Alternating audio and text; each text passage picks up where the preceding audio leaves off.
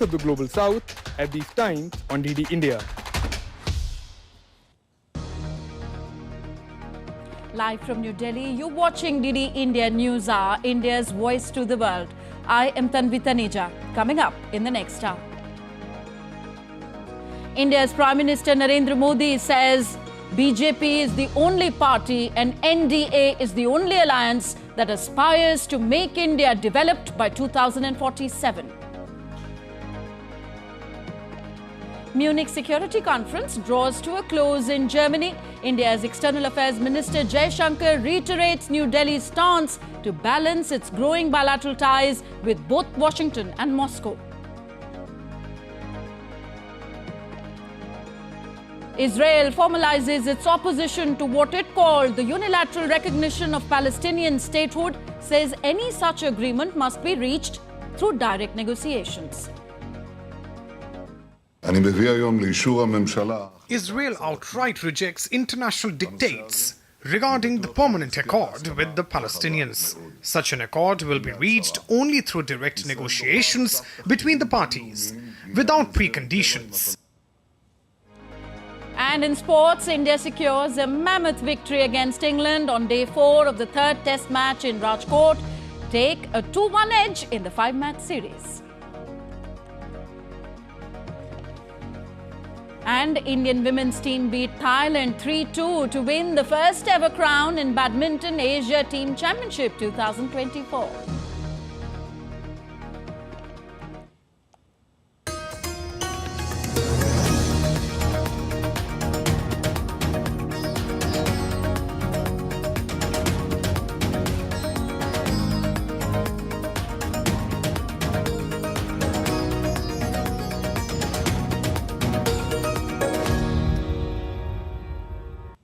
India's Prime Minister Narendra Modi has said that ties with West Asia are passing through one of their best periods. The steady growth of ties have enabled West Asian nations to explore newer domains of cooperation with India. And with the inauguration of the Babs Temple in Abu Dhabi, India and the region have made great strides towards peace and progress in today's turbulent world.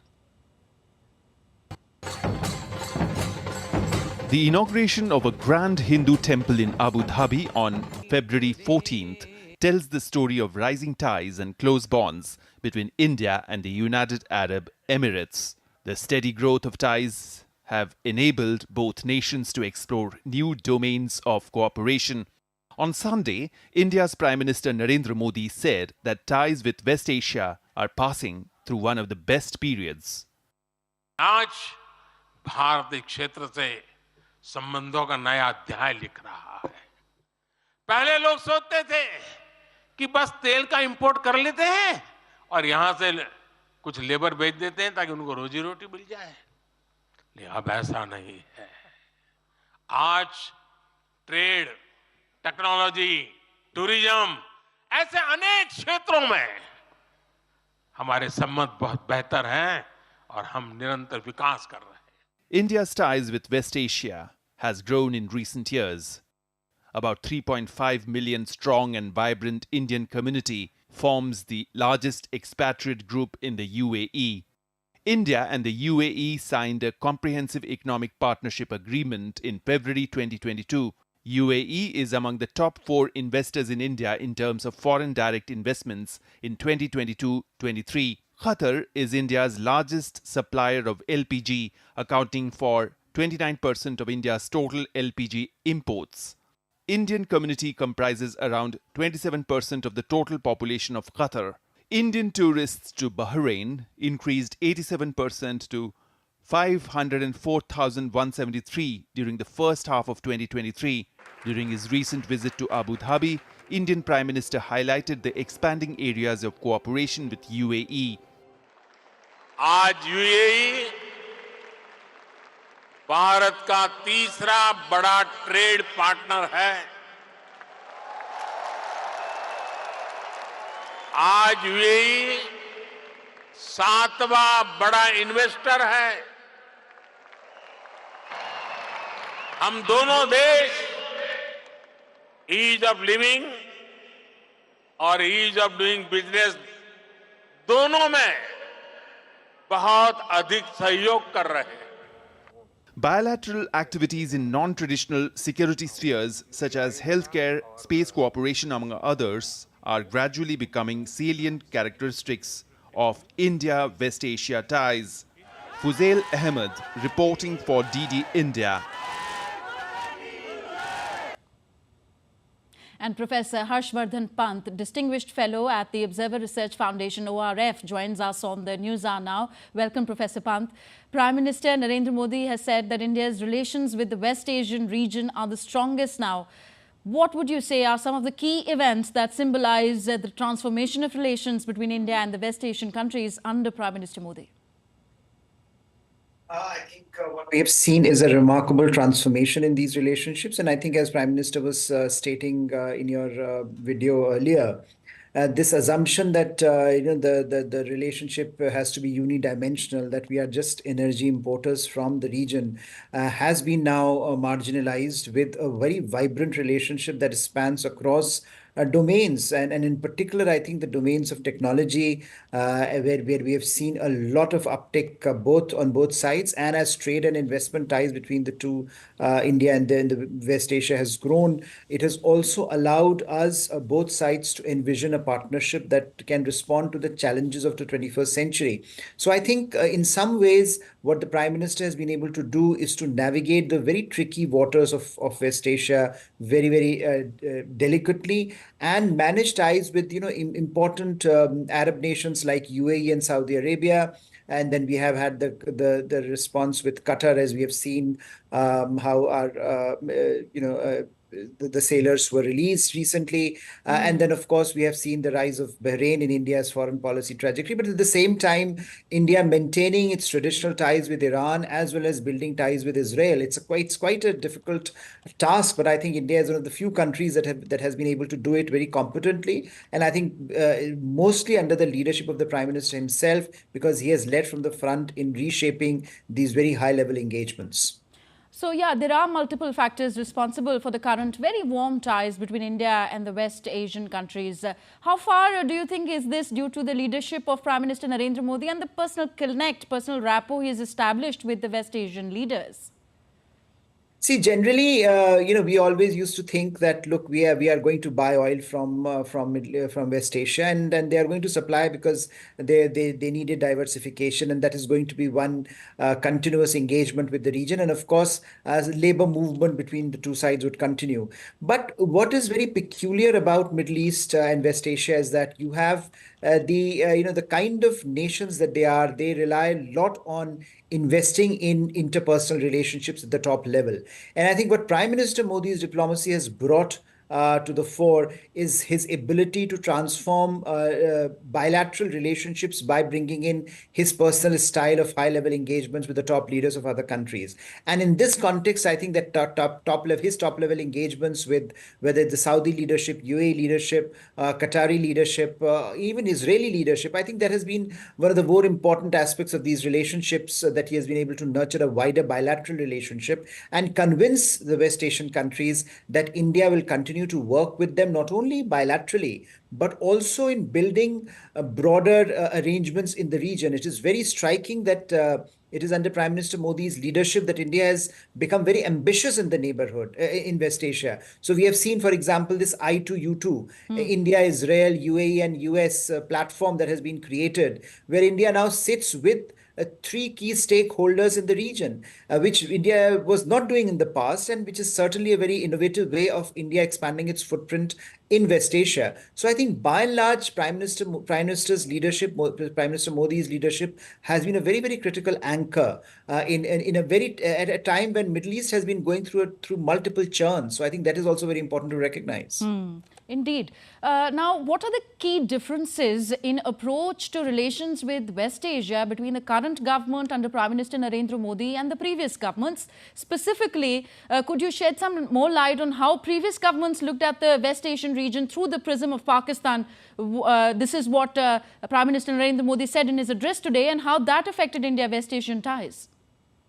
Yes, I think there was certainly a certain kind of diffidence in engaging with the region that because we assumed that Pakistan's Islamic identity gives it, a different stake in the region in West Asia, India will always come second in the calculus of West Asian countries. And that diffidence meant that we relied on, some of the old assumptions about this relationship, that so long as we are willing to do some basic trading in oil and gas, and we are willing to send some labor to West Asia, that should be the end of our ambition in the region. What this government and what Prime Minister brought to the table is a certain ambition in the relationship. That the relationship, of course, we are two different civilizations, we are two different actors with very different ideas about where we come from and where we want to go. But that in some ways becomes the anchor and the glue that should bind us rather than divide us. And I think that is where his ambition to upscale these partnerships through trade investment first, and then, of course, looking beyond just bilateral to the wider region, has allowed these relationships has allowed our relationship with West Asian countries to prosper, and Prime Minister himself playing a very, very important role. In the past, Prime Ministers were incidental. Today, Prime Minister is central in carving out that special relationship. And therefore, we should remember that when Mr. Modi came to power in 2004, there was widespread speculation that, whether he would be able to work with the Islamic nations in the Middle East. And I think it's exactly where, and what he was underlining today, that his remarkable success story has come from. And I think that is where the due should be given to his leadership and to his diplomacy, where at a time when Middle East is going through some very difficult times, he has been able to not only sustain India's engagement with West Asia, but also upscale it, also made it relevant to 21st century, and underscored that India remains relevant to the requirements of the West Asian countries as they look to transform themselves economically and as they look for a wider voice, a broader voice in global order. Professor Pant, lastly, your thoughts on the inauguration of the Babs Hindu Temple, the largest in West Asia, that also promotes universal spiritual harmony between these two historic civilizations? Absolutely. And I think in some ways for many Indians, for the Indian diaspora in West Asia that has often felt marginalized, this is a key moment of recognition. This is a recognition of those multitude of Indians who have played such an important role in West Asia, whether in building those economies or in sustaining the social stability. And I think Prime Minister Modi's interventions in ensuring that such a key temple is built, and the recognition by the West Asian countries, the recognition by UAE that Prime Minister's leadership and the role of Indian diaspora has been so critical in shaping not only UAE but the wider West Asian region. I think that augurs very well for the future of this relationship, and in particular for the aspirations of the multitude of Indians who continue to work and contribute to the economic and social well-being of West Asian countries. Thank you. Thank you very much, Professor Pant, for joining us on DD India News Hour. Still to come in this edition of DD India News Hour. The African Union holds discussions with UN's Food and Agriculture Organization, calls for action to fund Africa's agri-food system adoption. At the invitation of India's Prime Minister Narendra Modi, Prime Minister of Greece, Kyriakos Mitsotakis, to pay a state visit to India from 21st to 22nd of February this year. India's former Niti Aayog CEO addresses week-long Mumbai Tech Week, says India is the youngest country to provide 31% of skilled power to the world.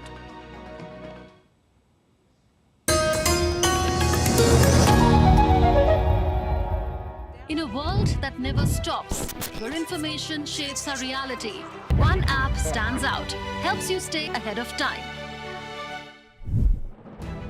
Introducing the DD India app, your gateway to a world of news right at your fingertips.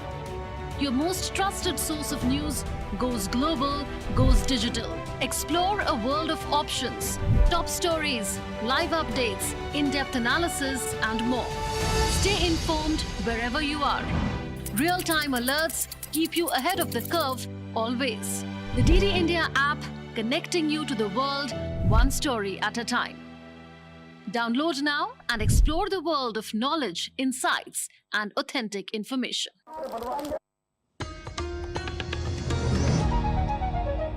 Welcome back. You're watching DD India News Hour. I am Tanvi Taneja. Staying in New Delhi, addressing the concluding day of the National Convention of the Bharatiya Janata Party, the BJP in New Delhi, India's Prime Minister Narendra Modi said the country has to take a giant leap towards becoming developed in the next 5 years, for which BJP's return, he said, is the first condition. BJP's return to power. Listing out the achievements of his government, the Indian Prime Minister said his government has made the country free of corruption and terror attacks and improved the lives of the poor and the middle class. Hare Rama, Hare Rama, Rama. India's Prime Minister Narendra Modi addressed the valedictory session of Bharatiya Janata Party National Convention 2024 in New Delhi. Prime Minister touched upon a number of issues to highlight his government's push for good governance. Prime Minister Modi said, in the last 10 years, the country has travelled from $1 trillion to a $3 trillion economy, while 250 million people have come out of poverty. अभी तो चुनाव बाकी है, लेकिन मेरे पास जुलाई, अगस्त, सितंबर के date पड़े हुए निमंत्रण दे करके इसका अर्थ क्या है? इसका अर्थ है कि दुनिया के विभिन्न देश भी बीजेपी की सरकार की वापसी को लेकर पूरी तरह आश्वस्त है। वो भी जानते हैं, दुनिया का हर देश जानता है, दुनिया की हर शक्ति जानती है, आएगा तो The Prime Minister called upon BJP workers to work in a mission mode for the next 100 days. Prime Minister said that it should be the responsibility of every BJP worker to save the country from the dynastic politics of the Congress. मैं BJP सरकार का तीसरा term सत्ता भोग के लिए नहीं मांग रहा हूं। मैं राष्ट्र का संकल्प लेकर निकला हुआ व्यक्ति हूं। अगर मैं अपने घर की ही चिंता करता तो आज करोड़ों गरीबों के घर नहीं बना पाता। मैं देश के करोड़ों बच्चों के भविष्य के लिए जीता हूं, जागता हूं, जूझता रहता हूं। देश के करोड़ों युवाओं, करोड़ों बहनों बेटियों, करोड़ों गरीबों का सपना ही मोदी का संकल्प है। मोदी जी को जय Shri Ram. Prime Minister also hit out at Congress party for seeking evidence from Indian Army on the surgical strike. Prime Minister asserted that general elections in 2024 will see National Democratic Alliance crossing 400 mark seats. साथियों, कांग्रेस से देश को बचाना, देश के हर नागरिक को बचाना, हमारे बच्चों का, हमारे युवाओं का भविष्य बचाना बीजेपी के प्रत्येक कार्यकर्ता का दायित्व है। कांग्रेस का ट्रैक रिकॉर्ड हम सभी के सामने है। कांग्रेस अस्थिरता की जननी है। कांग्रेस परिवारवाद की जननी है। कांग्रेस भ्रष्टाचार की जननी है। BJP's National Council passed resolution saying that the construction of the Ram Temple in Ayodhya, quote-unquote, heralds the establishment of Ram Rajya in India for the next 1,000 years. The resolution also said that India is fulfilling the goal of all-embracing and inclusive development in the spirit of Ram Rajya.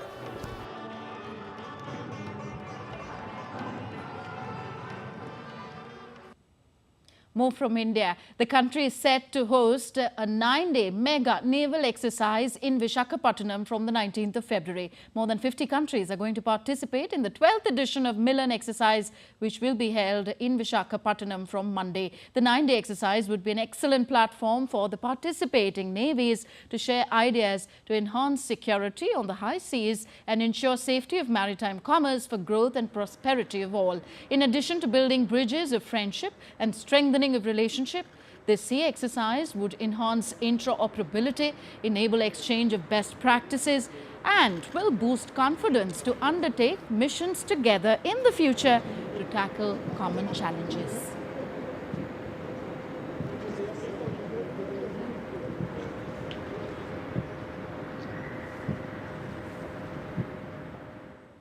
So participants for the Milan exercise have started arriving in Visakhapatnam. The Sunrise Command of the Indian Navy extends a warm welcome to USS Halsey DDG-97, an Arleigh Burke-class guided missile destroyer of the United States Navy, to the city of Destiny, Visakhapatnam, for Milan 2024 exercise. The objective of the exercise is to ensure the safety of maritime trade for the benefit of all stakeholders. So as Milan 2024 is expected to see participation of over 50 navies across the world, Indian Navy Admiral R. Hari Kumar, Indian Navy Chief, said that tempo of operation is quite high as 14 Navy ships have been deployed in other operations, which has never been the case earlier.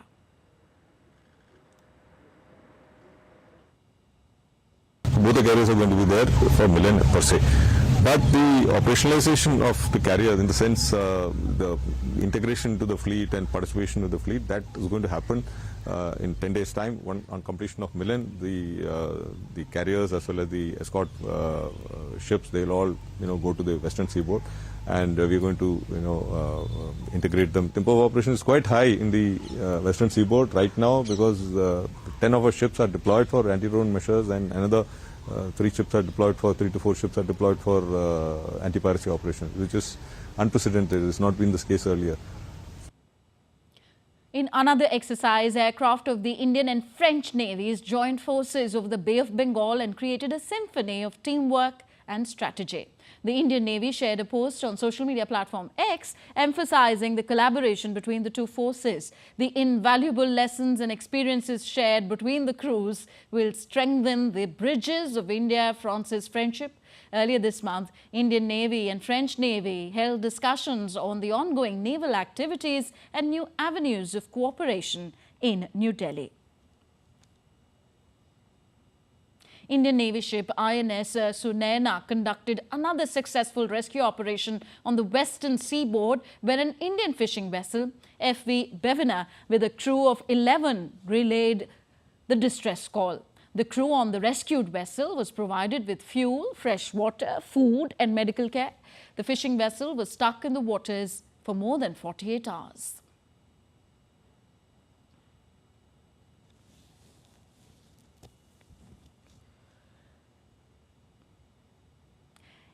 Mumbai Tech Week begins in India's financial capital, Mumbai. Former CEO Niti Aayog Amitabh Kant on Sunday addressed the inaugural session of the week-long event. Kant said that India is the youngest country with an average person aging 29 years, and by 2047, this number would be 33 years. He predicted that Indians will provide 31% of skill power to the world in the days to come.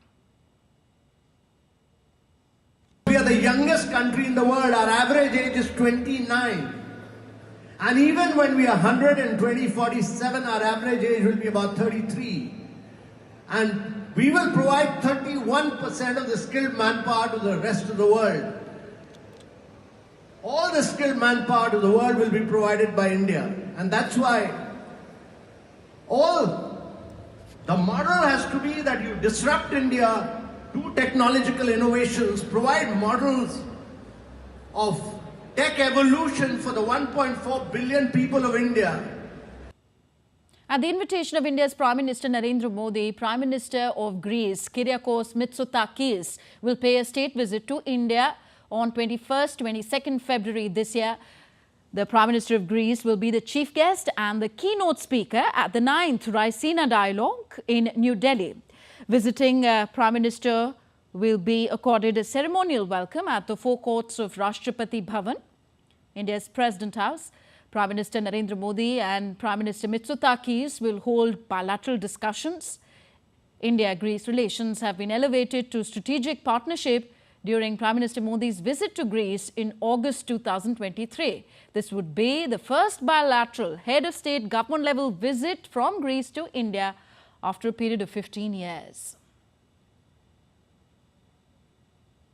The African Union and the Food and Agriculture Organization of the United Nations have jointly organized a high-level meeting. Both organizations called for actions to increase financing to enhance climate resilience and adaptation in agri-food systems in Africa. The high-level event on climate finance for agriculture and food security took place in Addis Ababa, the capital of Ethiopia. And now we take a look at other stories making news around the world. On Sunday, voters in Spain's northwest region of Galicia participated in a closely contested election, with polls indicating that the Conservative People's Party, which has maintained an absolute majority for 15 years, may face a significant challenge.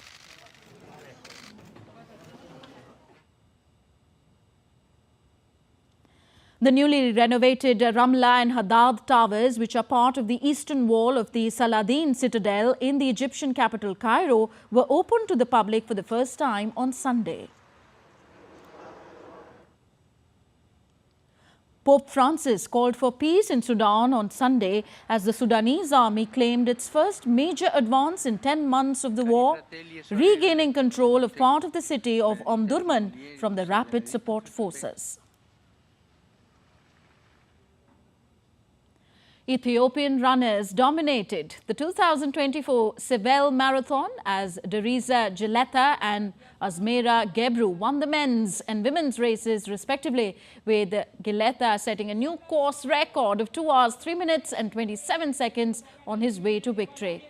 Gebru finished in 2 hours 22 minutes and 14 seconds.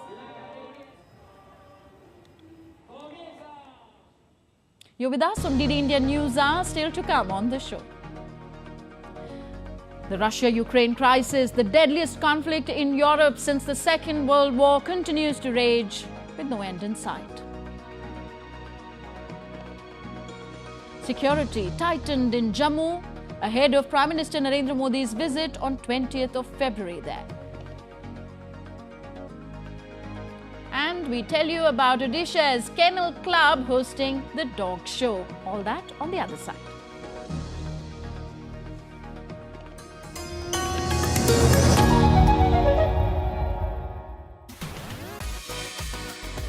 India that invents. India that innovates. India that excites. India that invites. Land of possibilities. Teeming with opportunities. Watch India Ideas each Thursday, 8 p.m. only on DD India.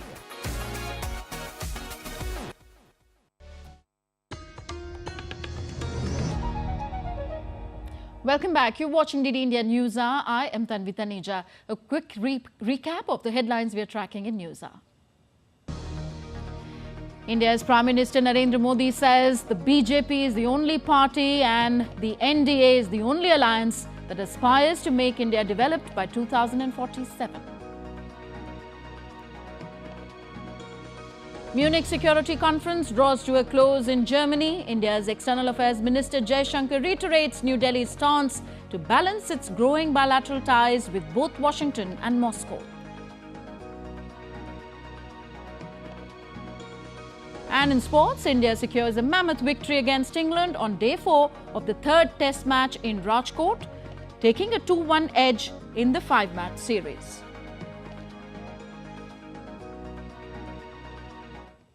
On to West Asia now. Israel has formalized its opposition to what it called the unilateral recognition of Palestinian statehood, saying that any such agreement must be reached through direct negotiations. Israel outright rejects international dictates regarding the permanent accord with the Palestinians. Such an accord will be reached only through direct negotiations between the parties, without preconditions. Israel will continue to oppose the unilateral recognition of a Palestinian state. Such a recognition in the wake of the October 7th massacre will grant a huge, unprecedented reward to terrorism and prevent any future peace accord. Over to Europe, as the Russia-Ukraine conflict nears its second anniversary, Russia announced on Saturday the takeover of Avdiivka from Ukraine. The White House blamed dwindling supplies of arms and ammunition for Ukraine's withdrawal. The Munich Security Conference also witnessed increased calls for providing aid to Ukraine. DD India's Mihir Mekuri gets us more.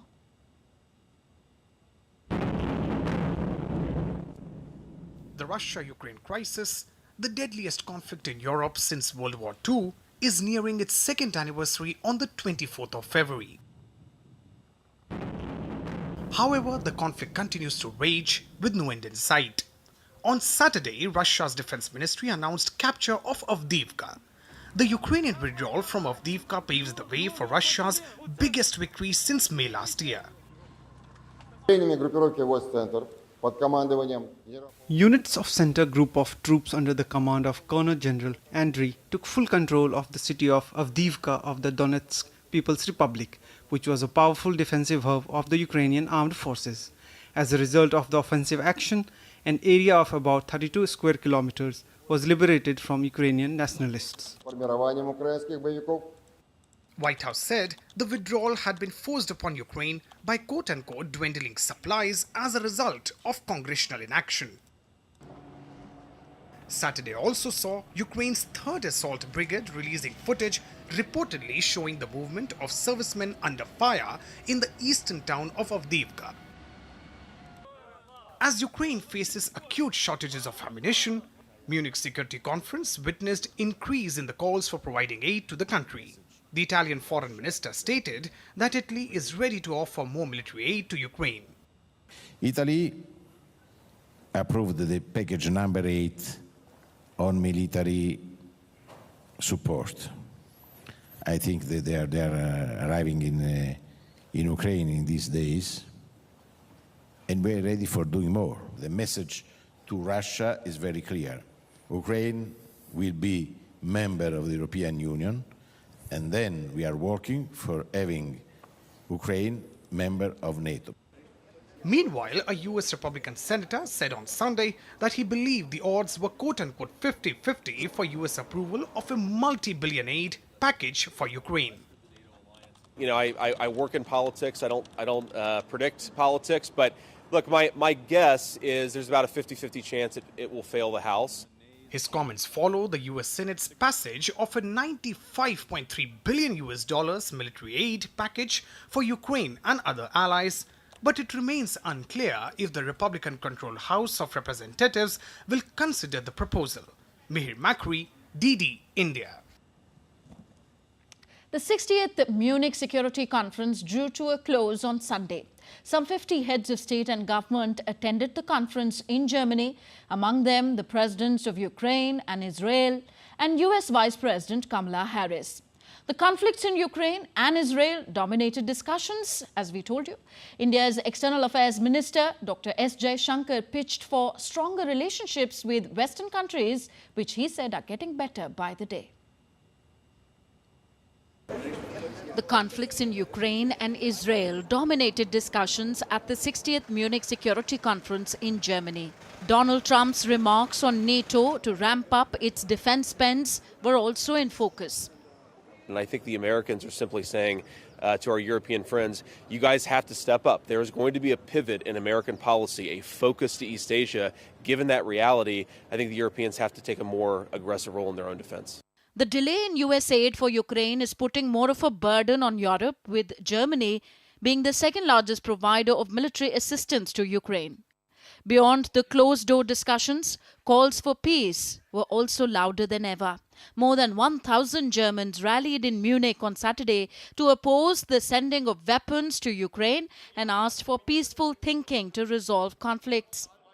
We have to redefine our German relationship to the US, and by this also redefining our relationship with Russia. A European infrastructure for security and peace needs to be created with Russia, not against Russia.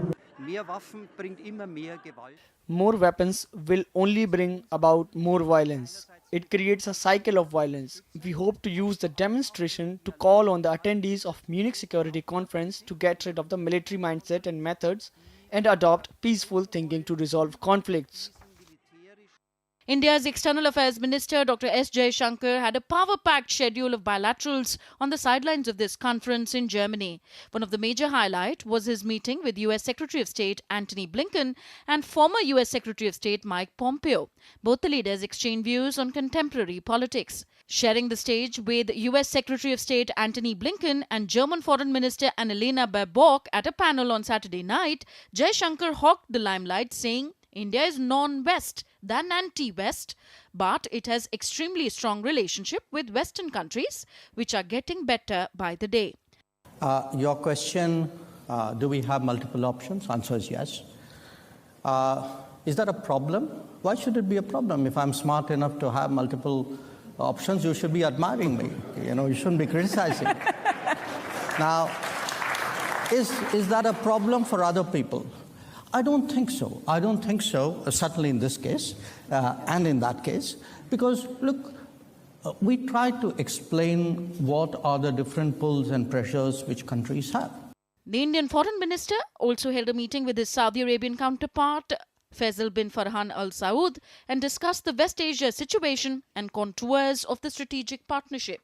While meeting his Norway counterpart, Espen Barth Eide, in Munich, Jaishankar said he had a big picture chat with him.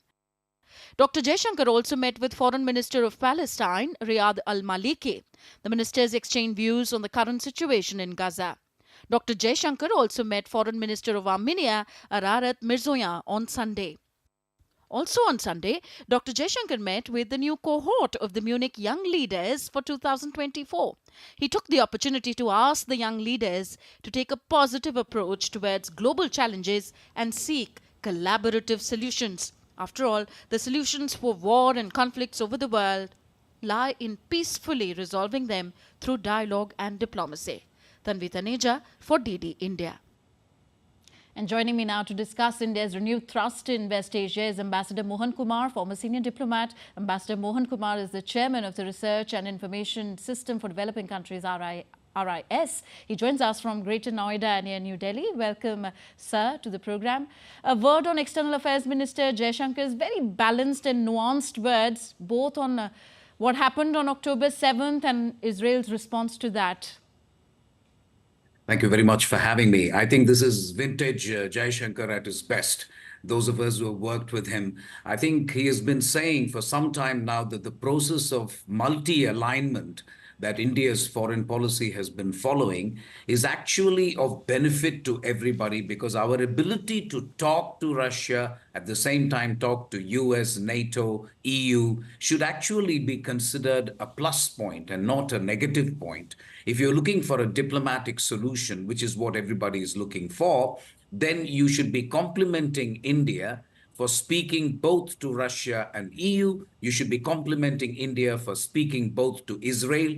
And I understand from your report that he also met with the Foreign Minister of Palestine. So it should really be a matter of some satisfaction to people that India is able to straddle different partners with different interests. I think I like his characterization of India being non-West and not necessarily anti-West. I think that's an important distinction, because we've often been portrayed as somewhat being anti-West. And the point he's trying to make is that we have good relations with the West, which is getting better and better, and it stands on its own legs and not to be confused with our relationship with Russia or Palestine. I think that's the central message that I see from the External Affairs Minister. So in what ways could the current very warm and improving India-West Asia relations likely to affect India's influence in world affairs? Oh, I think it's a very important question that you raise, because Please bear in mind that the United States was on the verge of getting out of West Asia when the Hamas attack happened on Israel. That was actually to to suck US back into West Asia, to bring the Palestinian problem center stage. That's a deliberate attempt by Hamas. It was not just a terrorist incident. It was also loaded with political objectives. And I think US and others should be quite happy privately that India is taking the lead to have good relations with Saudi Arabia, UAE, Qatar, and that is only of benefit as US turns an eye towards East Asia, has an eye on the rise of China. I don't think they would like very much China to expand its power in West Asia. They would much rather that India actually do its best in terms of good relations with West Asia. So I think it's an important geopolitical moment for India, both in terms of our relationship with the Western countries, which, as the External Affairs Minister says, has been improving day by day, but also India's agency. And maybe at a given point in time in the future, we may be able to play a contributory role to finding solutions to both the issues of Gaza and also the issue of Ukraine. Ambassador Mohan, what are the economic, political and other gains that could accrue to both India and the West Asian countries from their current very friendly relations? So it was interesting for me that when the Indian Prime Minister visited UAE and inaugurated that fabulous temple, they also signed some bilateral agreements. And one of the agreements that caught my eye was the framework agreement that India signed with the United Arab Emirates for implementing it was an intergovernmental agreement aimed at implementing the India Europe, Middle East Economic Corridor. Now that project is of enormous economic significance for both EU and India. It links the Gulf, which acts as a bridge between Europe and India and East Asia. And that connectivity project will be a huge game changer in India's economic ties. So that is something that is worth noting. It's also worth noting that India is now trying to send its workers to Israel. That is also of some importance, frankly, because Israel seems to be welcoming India's labor and workers to work in Israel. So that too is of economic significance. And of course, you know that we have 8 million people in the GCC countries, the Gulf Cooperation Council countries, and they are excellent brand ambassadors. I served 4.5 years as India's ambassador to Bahrain, and I can confirm that these Indians are the best brand ambassadors that you have in the Gulf Cooperation countries. Okay. So finally, at the Munich Security Conference, companies have pledged to fight deceptive artificial intelligence-generated content from interfering with global elections this year. Could you tell us specifically the dangers such AI-generated interference poses to governments themselves, to relations between countries, and of course to world peace? So you raise an important issue, and I'm glad the Munich Security Conference dwelt on this important issue. One thing is clear, and that is that you cannot have an unregulated AI situation in the world. Everybody agrees, including the tech companies which actually make use of AI. Even they think that there should be some regulatory framework for the artificial intelligence technology. The question is, how much of a framework do you want? Do you want a light framework, or do you want a heavy framework? That is really the discussion. The discussion is not whether you should have a framework. Obviously, you should. The entity which has really come up with the framework is European Union. That's the only entity in the world which has a framework for artificial intelligence. I think India should take a good look at it, because I think it's in India's interest as well to make sure that we have a regulatory framework for AI, which, while allowing the people to derive the benefits of AI, does not allow AI, as you say, to have nefarious things like impact elections, to provide deep fake information, deep fake images. Those are the kind of things that you have to make sure doesn't happen. But the benefits of artificial intelligence should be made available to countries and people of India. Indeed. Thank you very much, Ambassador Mohan Kumar, for joining us on the show. You're watching DD India News Hour, still to come in this edition. India's External Affairs Minister Dr. S. Jaishankar calls on Bangladesh Prime Minister Sheikh Hasina and emphasizes boosting India-Bangladesh business using the taka and rupee currencies.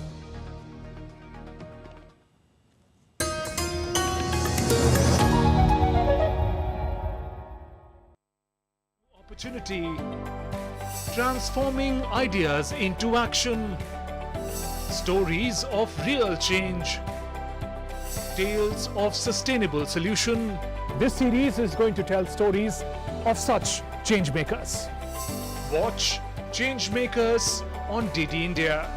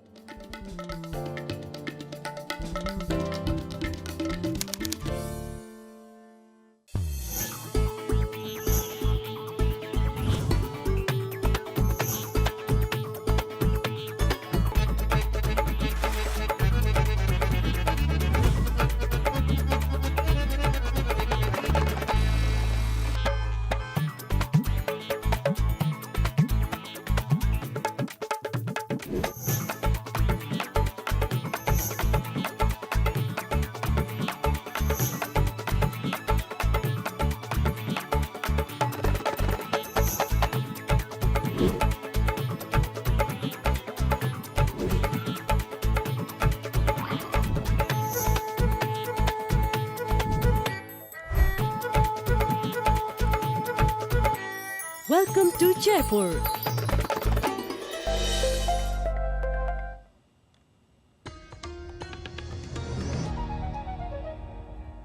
Welcome back. You're watching DD India News Hour. I am Tanvi Taneja. As we told you before the break, the 60th Munich Security Conference drew to a close on Sunday.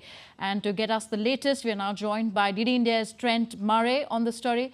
Trent, what would you say have been the key takeaways of the Munich Security Conference?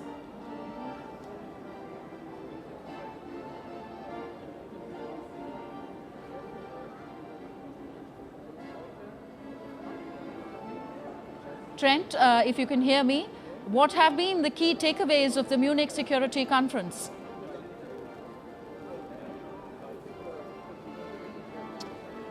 No one said time. Sorry, I think we have a little bit of a difficult line, but I can just briefly hear you there. The key takeaways. Look, it has been a really important 3 days, I think. They sometimes say that this is the Davos of defence. It's one of the most important forums for discussing war and conflict and some of the major flashpoints in the world. And look, what a time to be coming together to talk about that topic, given just what we are seeing in the world right now. I think the main takeaways that we should note is, number one, the situation in Ukraine. We heard Ukrainian President Volodymyr Zelensky come here almost 2 years to the day since Russia launched that invasion. He made that rally cry once again, trying to ask the West and the Ukraine's allies not to give up on him and his country. And I think he's aware there is some war fatigue setting in, particularly in the United States. Questions over just how much more money this war will cost foreign taxpayers. But he said, please, we are still fighting, don't give up, and ask Putin why he can continue this. The other key takeaway we should briefly mention, of course,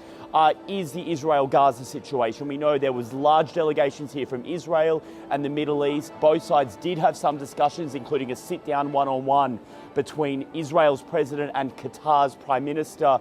No immediate breakthrough on any sort of ceasefire, but at the very least the discussions are taking place. And then I think the third takeaway for me is we just have to mention India and Dr. S. Jaishankar. He has been so incredibly busy. I'm almost exhausted trying to follow his schedule. Let me just briefly tell you who he's met with. The United States, the EU, Saudi Arabia, Argentina, Canada, Germany, Belgium, Portugal, Armenia, Poland, and the Bangladesh Prime Minister Sheikh Hasina. He's been very busy, many countries wanting to get Delhi's perspective on some of these challenges in the world right now.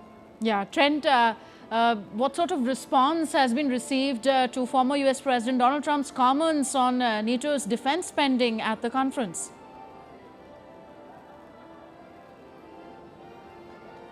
look, it's been one of the most prickly issues, I would say, because what we are hearing, certainly from that combative US election campaign, is that the Republican side, I think, is getting a little bit frustrated at what they perceive as Europe not paying as much as it should into its defence budgets. And so what we heard today was one of Donald Trump's real key allies, Senator J.D. Vance, I should say, and he made the point to this European audience. He said, look, the US loves our NATO allies, we're going to stick with you, but if this is such an existential threat in Russia that you keep telling us, then you need to be paying more for it. He also said American foreign policy for the next 40 years is now going to focus on East Asia, and he said it's time for Europeans to wake up to that.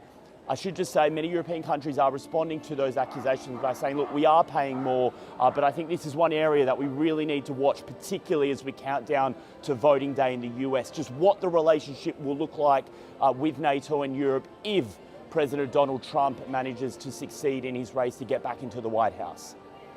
Thank you, Trent. Trent Murray reporting to us on the Munich Security Conference from Berlin. So on the sidelines of the Munich Security Conference, India's Minister for External Affairs, Dr. S. Jaishankar, called on Bangladesh's Prime Minister Sheikh Hasina while briefing media personnel about the outcome of the meet. Bangladesh Foreign Minister Dr. Hassan Mahmood said that Bangladesh Premier and Jaishankar, India's External Affairs Minister, attached importance to doing business between the two friendly countries through their own currencies to reduce dependency on other currencies like the US dollar. He said Bangladesh and India have excellent bilateral relations and it is elevated to another height under the leadership of the Prime Ministers of the two countries.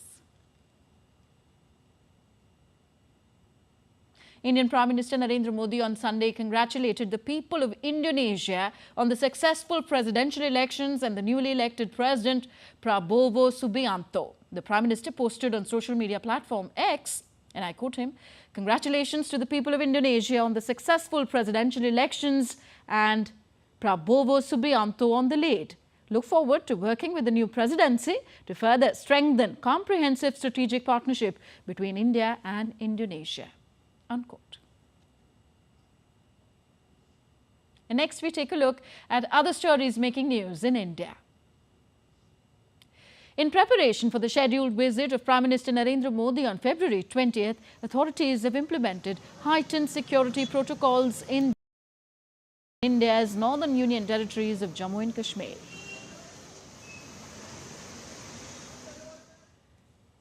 Delhi Tourism organized the Garden Tourism Festival, an immersive and enchanting experience set amidst the Garden of Five Senses.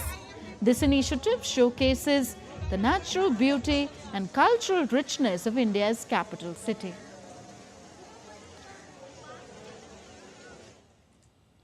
Odisha's Kennel Club hosted a one-day dog show under the banner of a three-day Matsya Prani Samavesh Odisha 2024.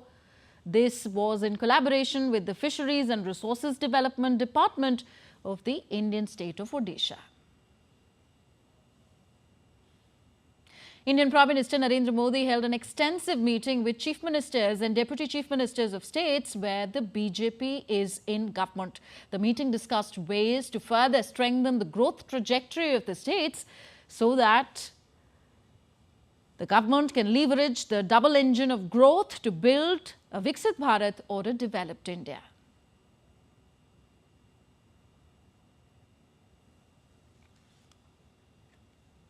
You're watching DD India News Hour. Time now for some sporting action.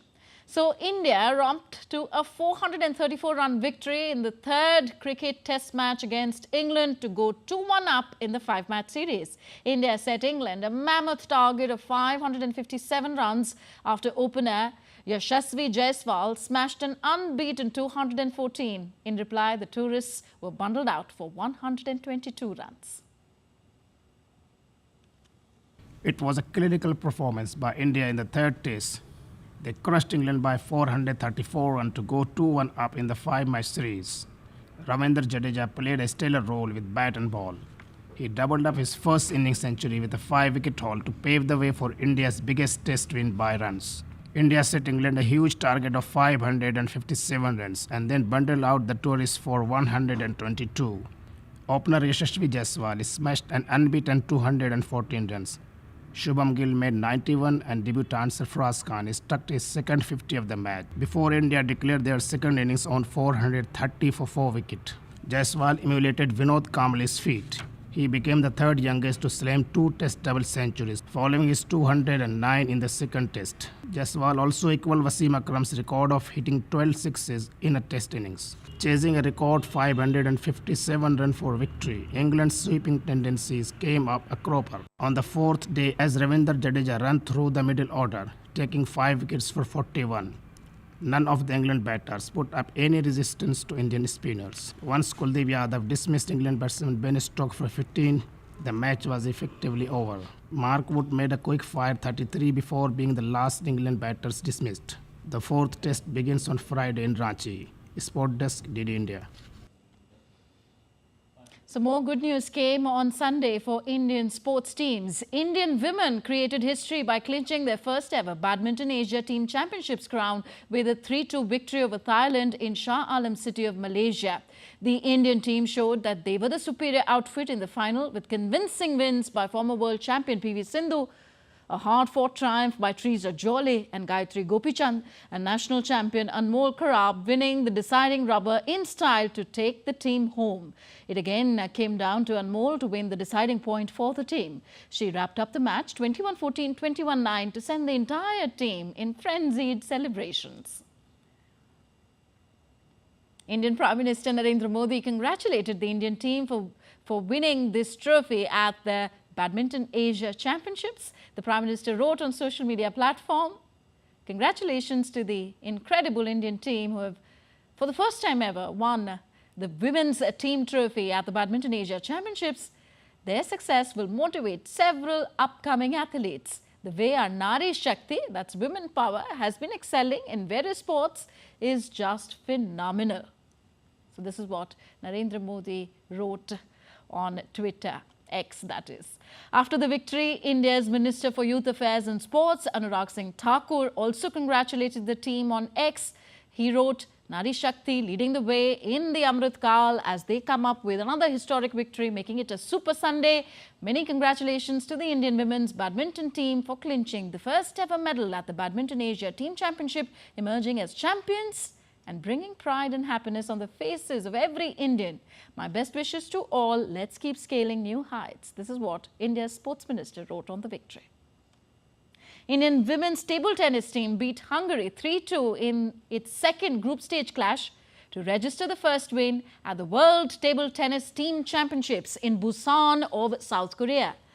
Manika Batra won 2 matches while Aihika Mukherjee won her game. In the decider, Batra showed her class as she beat Georgina Porter with a 11-5, 14-12, 13-12 score. The Indian men's team, meanwhile, lost to Poland 3-1 in its second group stage match. India's veteran paddler Achant Sharat Kamal was defeated by Jakub Diagis in the opening match of the tie. The Indian men will be up against South Korea on Monday and against New Zealand on Tuesday. So that's it in this edition of DD India News Hour. Do let us know your thoughts on the news of the day. You can connect with us on Facebook, X, formerly Twitter, and Instagram at DD India Live. We will be back with more news as it breaks here on DD India. I am Tanvi Taneja. From my entire team in New Delhi, thank you for watching. Namaskar.